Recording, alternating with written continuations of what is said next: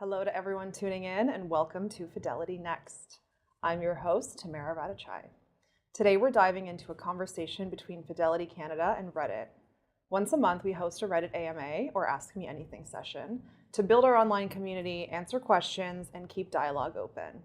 From portfolio managers to experts in various areas of the business, the Reddit community asks and we answer. Today we're here with Audrey Kim, Senior Investment Analyst for ETF Capital Markets. In today's session, we'll be readdressing and diving deeper into some of our top asked questions from past Reddit AMAs focused on ETFs and early investing journeys. Audrey, welcome. Welcome back to the studio. Yes, so excited to be here. Thanks for having me. It's always such a good time sitting down, chatting. It is always a good time. So let's start things off just with a quick intro of who you are, what you do at Fidelity, and your favorite part about being at Fidelity. For sure. So Audrey Kim, like you said, I work on the ETF Capital Markets side here at Fidelity.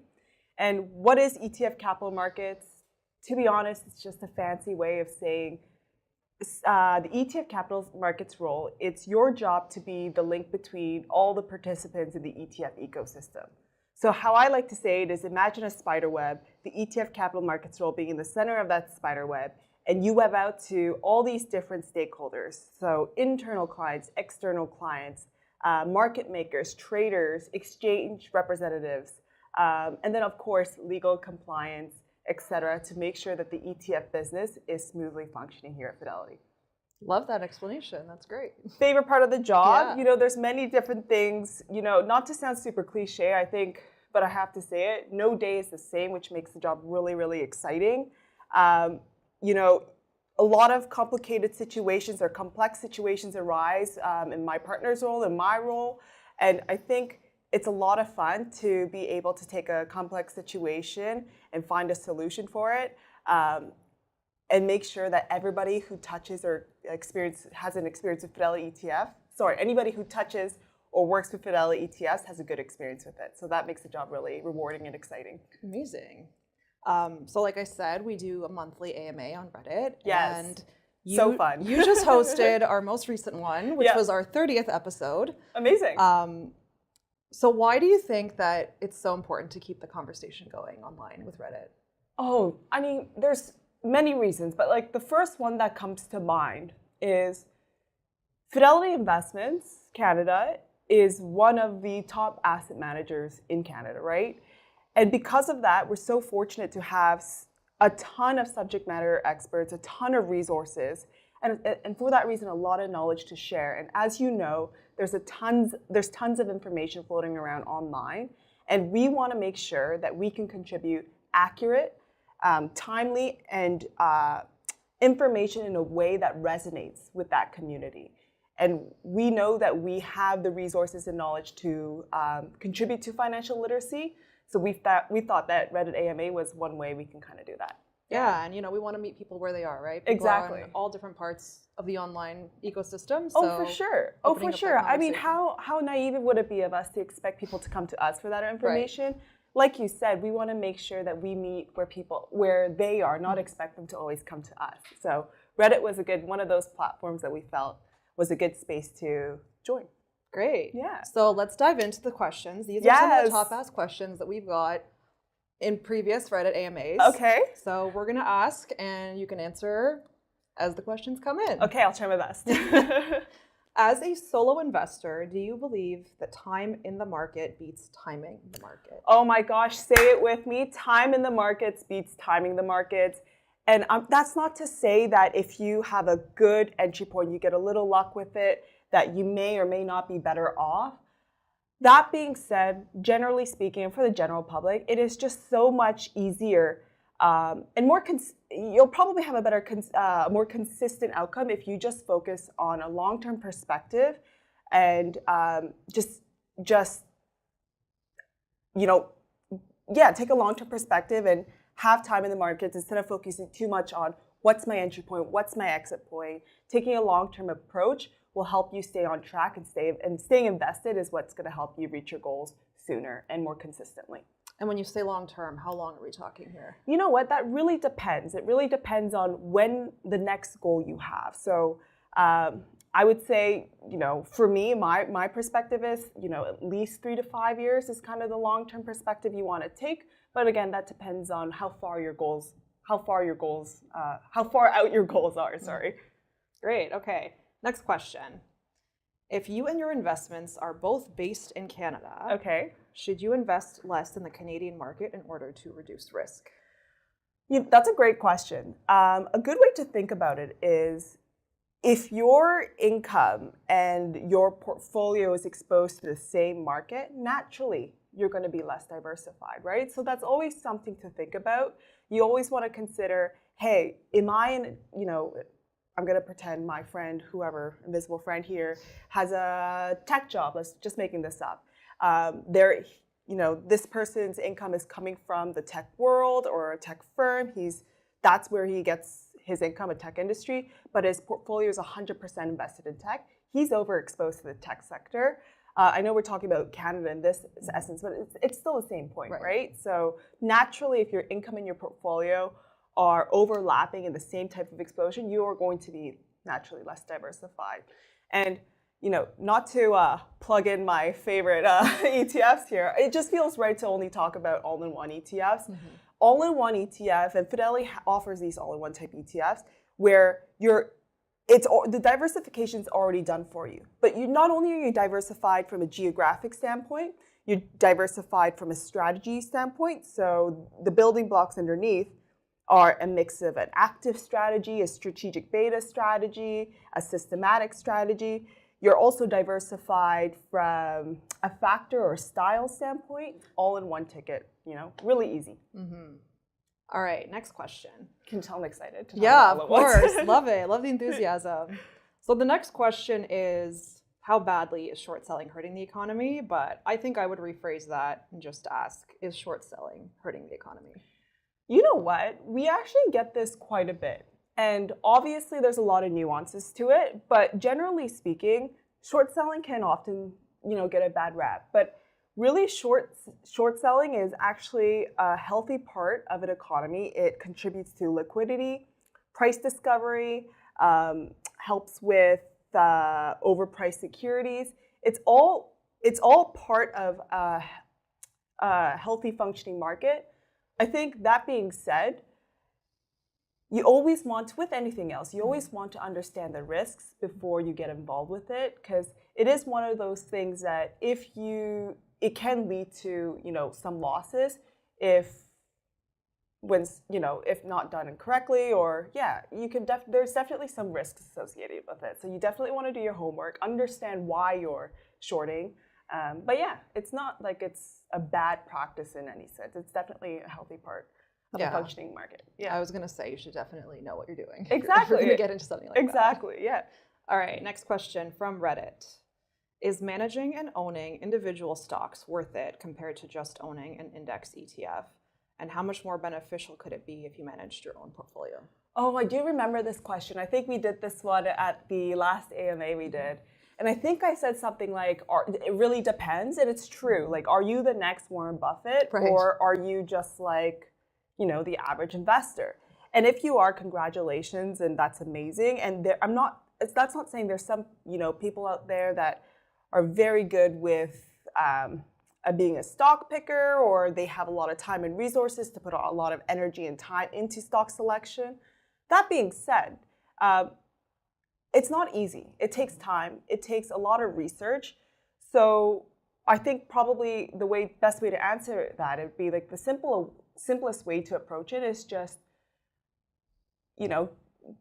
find something that works for you, that gives you a broad exposure to whatever sector market that you're looking for.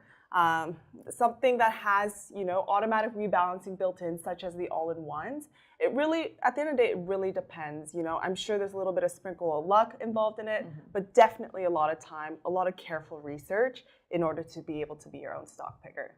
So ETFs is a great solution for it, and that's why we've seen such growing demand for ETFs in the Canadian landscape. That's why a lot of people resonate with ETFs. That's a great segue into the next question. How are Fidelity ETF offerings different from comparable competitors? Oh, okay. Well, it depends on the ETF, but I'll pick on all-in-ones because that's the one that's been on my mind recently. So all-in-ones, really the key differences comes from what's under the hood. So there's a few different issuers out here in Canada that offer all-in-one ETFs, Fidelity being one of them. What makes Fidelity's all-in-one ETF stand out is when you lift under the hood, how it's constructed, how it's built. It has a few more bells and whistles, and a good example would be our all-in-one ETFs automatically rebalance annually. So every year, the rebalancing is taking care of you so that you stay on track with your investment goals and your risk tolerance. But additionally, as you know, markets are fluid. Markets can, go for a run. Sometimes they can detract, and that can kind of naturally shift your portfolio. So what we've done is we've, thought about that in the portfolio constructions. We've also, on top of the annual rebalancing, we put in these plus or minus 5% bands that will trigger a rebalance in the event that the asset mix deviates or drifts plus or minus 5% from its original neutral mix. So that's one of the kind of unique features. Again, the way it's built, ours are built by, it includes, active management, systematic, strategic beta factors, which is kind of a unique way that we built ours. And then our all-in-ones, another unique feature, has a little bit of crypto exposure. So it ranges anywhere from 0.5% exposure to 3% exposure, depending on the ETF. The ETF, how aggressive or conservative the ETF is. Great. Yeah. Similar vein for the next question. How does Fidelity intend to compete with others in the Canadian ETF space moving forward? That's a great question. And maybe a good place to start would be, how did Fidelity enter the ETF space? So we actually first launched our ETF business back in September 2018. And we started off by launching a dividend suite, a dividend factor suite. And the reason for that is Fidelity's bread and butter has always been active management. That has always been our powerhouse and always our strong suit. So instead of straying away from what we know that we do really well, we doubled down on what we know that we can excel at, and that was active management. So we went a little different and went kind of a smart beta route and launched a dividend suite. Fast forward, we rounded out our factor shelf with high quality, low vol, momentum value. Then we kind of launched a few active fixed income, more active ETFs, kind of got into a covered call space later on. But what makes Fidelity competitive is we lean into what we're really good at. We don't just try to replicate what other people are doing. We always are continuously reviewing our product shelf to see, is there room for improvement here? Is the market or our clients asking for something different? Is there anything else that we need to make this lineup fuller or the shelf more well-rounded?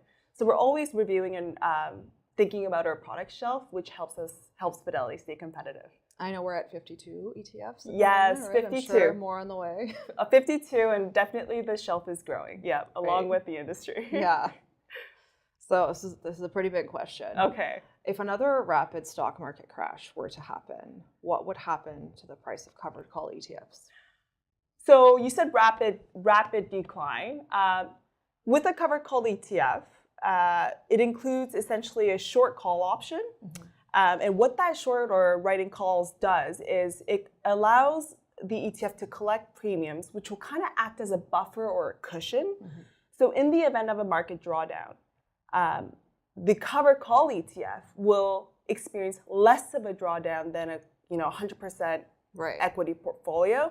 That being said, an extreme market downturn, like obviously both ETF will have a downward trend. That being said, if we were to compare covered call ETF versus just 100% equity portfolio ETF, the covered call ETF will do slightly better due to that kind of cushion from the short call position. Okay, great. And just looking to future Reddit AMA sessions. Okay. To those who might want to submit a question and talk to people at Fidelity, from your perspective, what should they not be afraid to ask? Oh, that's a good question. I think just don't be afraid to ask anything. Asterisk, anything as in a decent, appropriate question. Don't be afraid to ask a question that you think you should know the answer to, because chances are there's someone out there wanting the answer to the same question you're thinking about. And when I say Fidelity truly cares about this Reddit AMA program, they really do. And So, like, Tamara, I know you put a lot of effort into making this program robust, and like we actually take your questions and do our best to answer to the best of our abilities. So any question, fair game. If there's something you want to know, if you think it's too simple to ask, don't worry, just ask it. Worst cases, we'll do our best to find out the best answer we can provide you, or find our way around it. Just don't be afraid to ask any questions. Great. And what's a question that you would ask if you were an anonymous attendee at a Reddit AMA? You know what? I think I would ask, if you're to tattoo one of the Fidelity ETFs on your forehead, which ticker would you tattoo? And I think for me, it's FEQT. I know, I love talking about all-in-ones. It's such a good ETF because it's such an easy way to stay invested. It's such an easy way to get, start investing. It's such an easy way to have your money work for you without spending too much time on it. But I would ask the question because I'd be so curious to see like which ETF is resonating with, one of the ETF team members at Fidelity, and I would like to hear why, right? See why they're excited about it, but kind of a silly question. It's a fun question for the product team, right? Exactly. It like goes back to your earlier question. Don't be afraid to ask anything, you know? Yeah. Well, thank you so much for answering all of our questions today, Audrey. Yes. It's been such a pleasure. So fun. Yeah. Thanks so much for having me.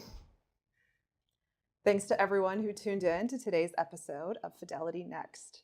If you're curious to dive deeper into our Reddit discussions, you can find us on the Fidelity Canada subreddit. Just make sure it's Fidelity Canada, not Fidelity Investments, because that will take you to Fidelity in the US.